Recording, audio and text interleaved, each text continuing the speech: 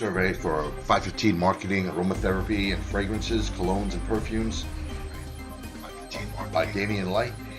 The survey was conducted online, originally intended for in-person, but it was conducted online due to the limitations in survey gathering and data gathering at this time.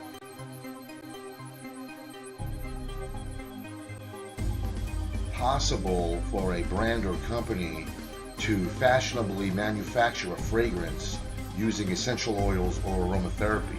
In the last few decades, there has been tremendous strides forward in the research that has taken place in this field.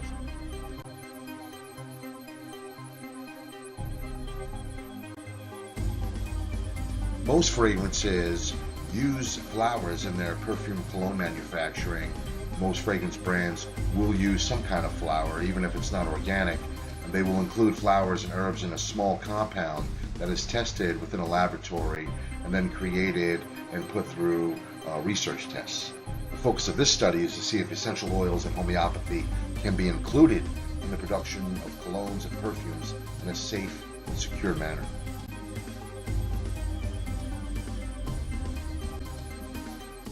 Two of the main scents of essential oils which I have included in our survey for fragrances are roses and mandarin oranges. Oranges and roses have both been used for many purposes in aromatherapy and transferred into oils.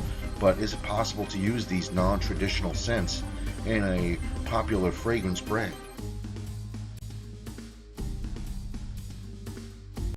One ingredient that was also included in this survey is, would you use a cologne or fragrance that was made of or smelled like vodka? Now, most people said no because the question was stated in a way that you would smell like vodka. But many perfumes, colognes, and aromatherapy oils, as well as air fresheners, can be made at home using homemade ingredients and also used by using grain alcohol or vodka. It was just kind of like a trick question. It doesn't necessarily have to be the main event that it smells like vodka.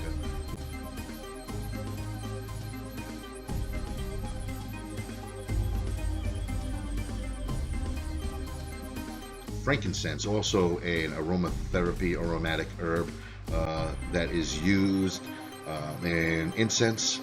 Thus, frankincense it is one of the original incenses from the modern age, and it is used in many religions, including Buddhism and Catholicism, for their ceremonies. Many cultures in many pasts have used frankincense. Would you use it as a form of cologne?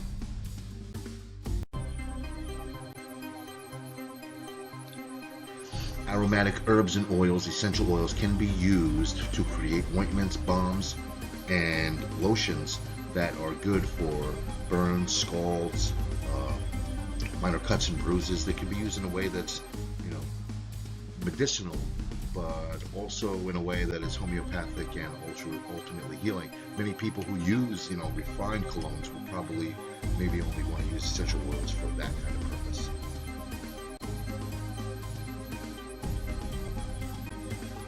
Tests in aromatherapy have revolved around the use of aromatic herbs and flowers in their effect on mood and stimulation of the brain and calming processes. Many times aromatic herbs are used to relax people, but here we're just concerned with their aromatic influence. However, many cultures believe that essential oils and aromatic herbs are uplifting to the soul, not just the body and mind.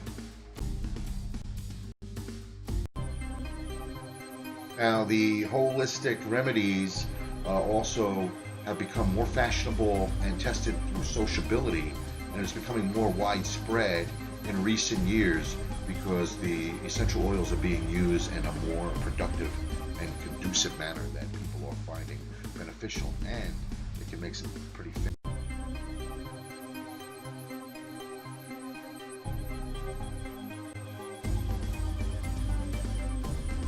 Okay, essential oils are created from many refined flowers, and is it possible that you could produce a petroleum or alcohol-based perfume or even a cosmetic using simply organic ingredients, not just regular ingredients? I'm sure it's possible. But would the ingredients be stronger? Would the fragrance, change? Would the percentages have to change in the makeup?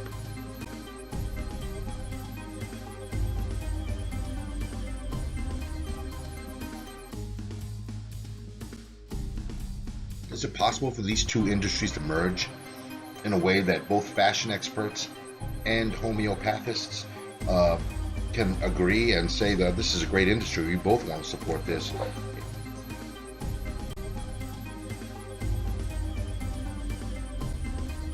What's needed is the personal responsibility on behalf of these brands and organizations. Who wants to create a more responsible product?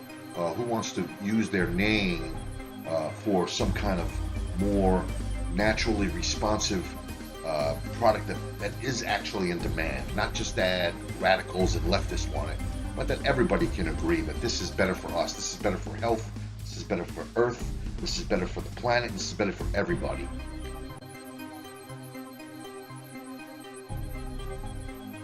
While it might be fun to experiment with these different plants and herbs to see what they can do after making oil, a lot of essential oils aren't edible, and a lot of herbs, may not be safe to eat.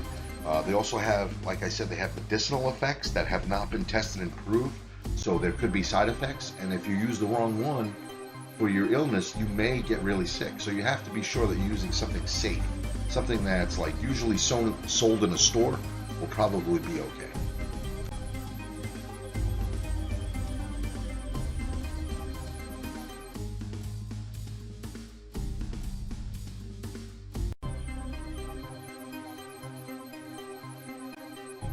Research on here is accelerating at a slow momentum, whereas back in the 70s this was a topic, but there was not a lot of research on it. Research had just begun. In the 80s, by the time the 80s came around, this topic had a little bit of research, but not really enough to do like a full extensive data processing. At this point though, within the last decade, there has been a lot of more extensive research with a lot more experts coming forth with their findings due to the actual scientific research being conducted.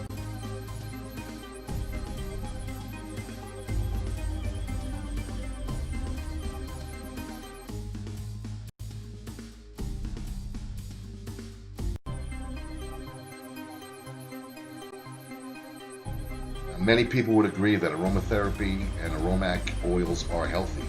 However, like I said, you can't trust everyone that you come across and at every point in time. But that's why there needs to be more tests and more research to see that there aren't animal byproducts or harmful compounds put in your health products.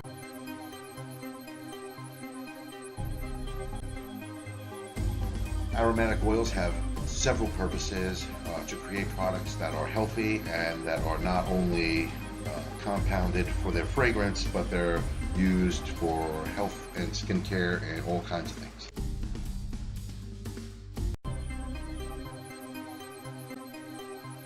When a human comes in contact with scent, the scent is registered through their senses, through their nostrils, and from their nostrils it goes through the hairs in the nose and the fibers up through the sinuses into the brain, and from there it takes on a new process.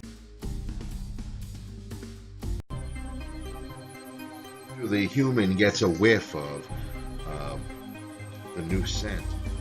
It makes its way around and hits certain parts of the organ, striking certain nerves, and actually goes into a process where it affects the adrenaline and affects the nervous system in many different ways.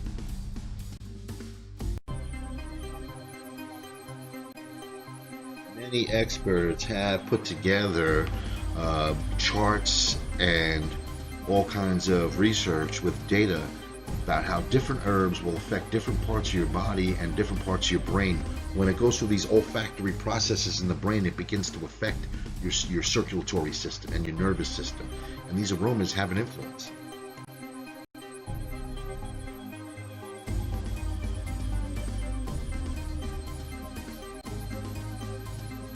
And if you enjoyed this presentation,